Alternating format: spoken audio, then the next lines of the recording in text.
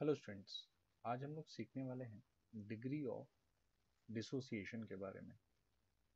So degree of dissociation that is alpha. जब भी हम लोग आइस टेबल बनाएंगे इस अल्फा को यूज करना है, मतलब ट्राई टू अंडरस्टैंड कि अल्फा होता क्या है। So alpha is equal to number of molecules और number of moles dissociated divided by number of moles initially available. Number of moles initially available.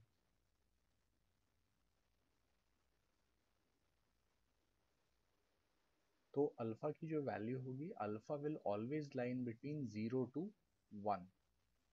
तो अगर अल्फा की वैल्यू 0 रही, दैट मीन्स नो डिसोसिएशन, कुछ break ही नहीं हुआ है, कोई रिएक्शन नहीं हो रहा है वहाँ पे, no dissociation is there. And if alpha is equal to 1, that represents complete dissociation. जो रिएक्शन है वो 100% हो रहा है, कंप्लीट डिसोसिएशन। तो अल्फा की वैल्यू या तो 0 to 1 के बीच में स्टेटेड मिलेगी, या फिर अल्फा अगर परसेंट में रहा है it can be stated as 0% to 100%, इनके बीच में रहेगा। ठीक।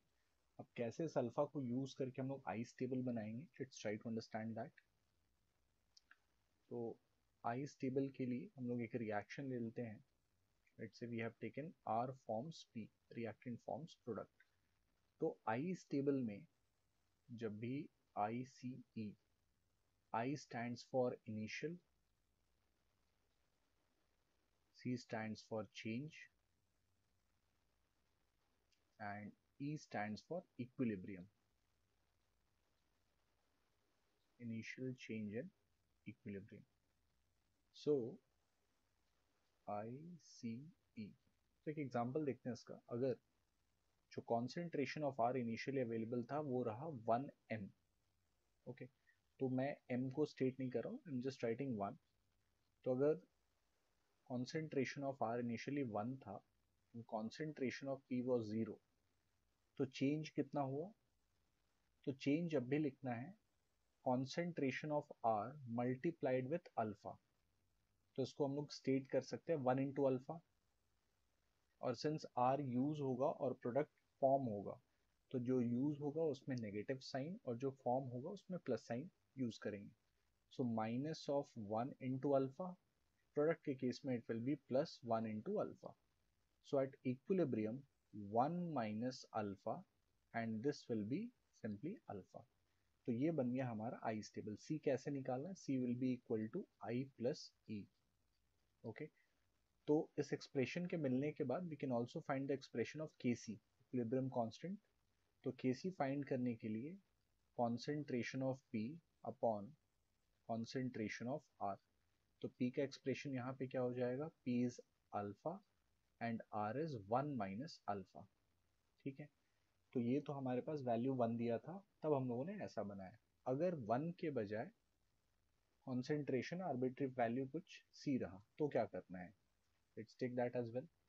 तो अगर R फॉर्म्स P लिया and we have taken I, C and E, concentration initial अभी मान लेते हैं हम लोग R का C, प्रोडक्ट इनिशियली कुछ भी अवेलेबल नहीं है, so it is 0। So in that case change कितना होगा? Minus of concentration of R C and then dissociation alpha -C alpha. तो R जितना यूज हुआ, हमेशा ये देखना है कि R और P रेशियो इनका क्या है। रिएक्शन क्या बता रहा है कि अगर R का 1 मोल है तो उससे P भी अपने पास 1 मोल फॉर्म होगा। सो अगर R हम लोगों ने C अल्फा यूज किया तो प्रोडक्ट कितना बनता है? जितना R यूज हुआ उतना ही प्रोडक्ट बनेगा। So product is +C alpha. So change मिल गया, then you can find out the equilibrium. E is equal to I+C, तो C - C alpha and this is C alpha. Kc का expression लिखते हैं फिर से, that will be equal to concentration of P upon concentration of R।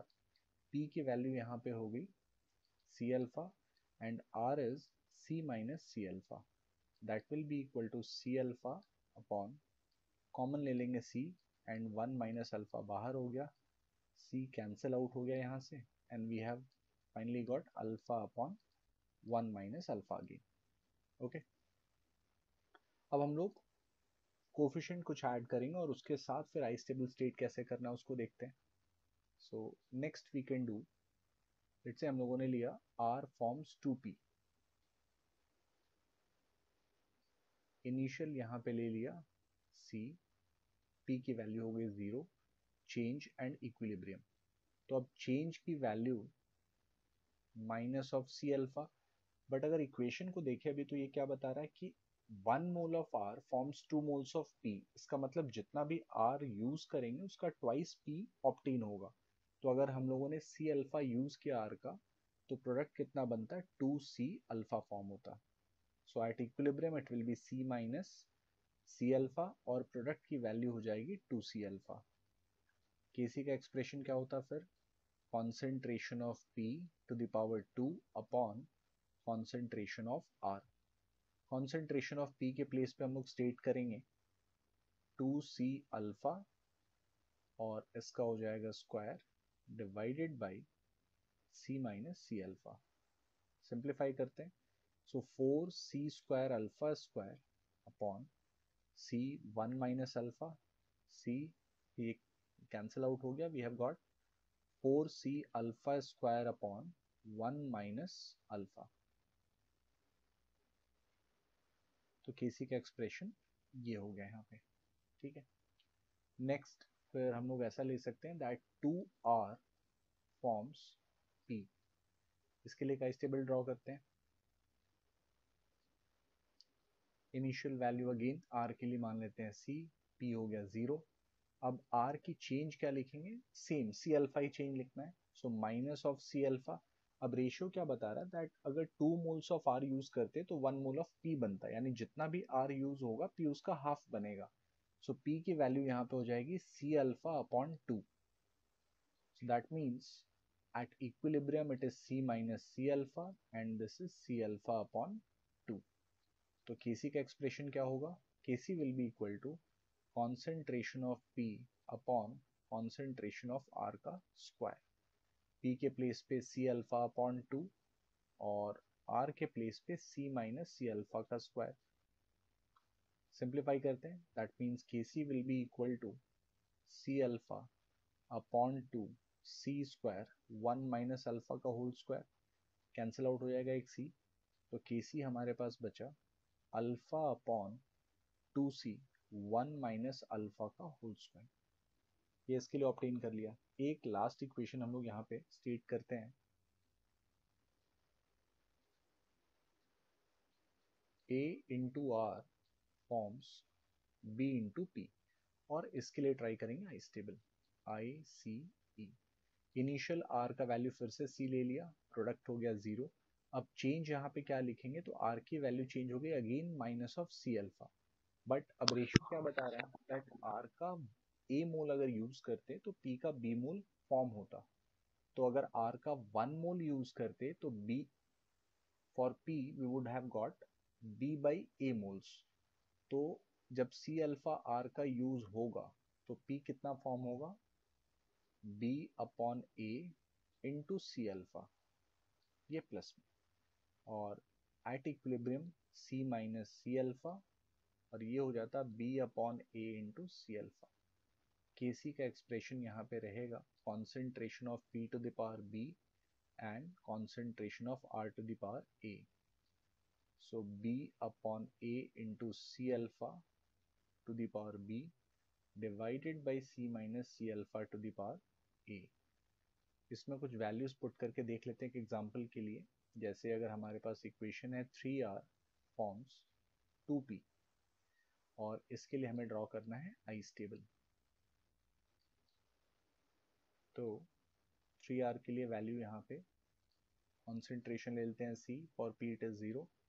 तो change क्या होगा, R की वैल्यू यहाँ पे माइनस C अल्फा. तो C अल्फा यूज हुई. इक्वेशन क्या बता रहा है, 3 मोल्स ऑफ R जब यूज होंगे तो 2 मोल्स ऑफ P बनेगा. तो अगर 3 मोल R से 2 मोल्स P के बन रहे हैं, सो R का जब 1 मोल होगा तो P कितना फॉर्म होगा, 2/3 मोल्स. तो जब C अल्फा R का यूज करेंगे हम लोग तो P कितना फॉर्म होना चाहिए, +2/3 of C alpha.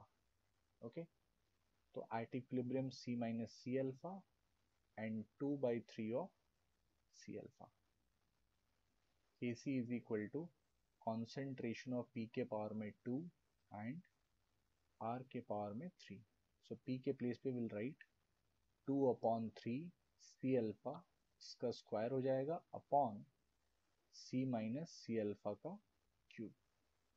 Okay, so this is how you can write the ice table and find the value of alpha or Kc. Also जहाँ जहाँ पे भी हम लोगों ने C अल्फा का इस्तेमाल किया है, we can also use X. Note, we can also use X in place of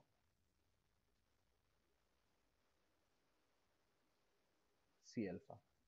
तो सी अल्फा ना लिख करके सिर्फ एक्स भी वहां पे स्टेट हो सकता है और उसके टर्म्स में भी आंसर ऑब्टेन कर सकते हैं अगर अल्फा हमें ऑब्टेन नहीं करना है तो. So try this in some problem and you will have your answer.